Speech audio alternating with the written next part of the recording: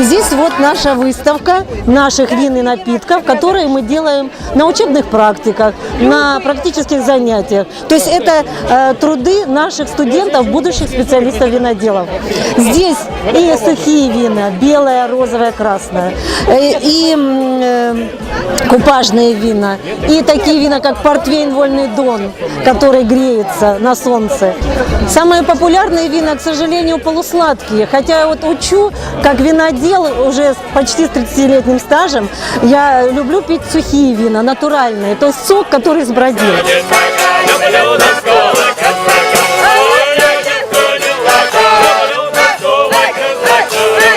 Наша вина – это Мартыновский район, Ростовская область. Все собственного производства. Имеется свои площади, порядка 400 гектаров виноградника.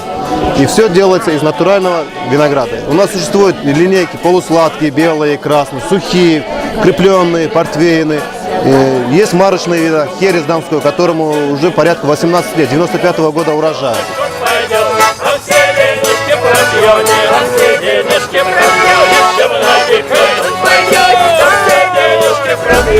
Я занимаюсь как любитель, просто любитель, люблю это дело. Для меня это второе хобби после голубей. Я голубей уважаю и виноград. Там уже был, который продан, это выведен любителям, селекционерам Крайновым, вот, Валентина, виноград, Радуга, Оригинал.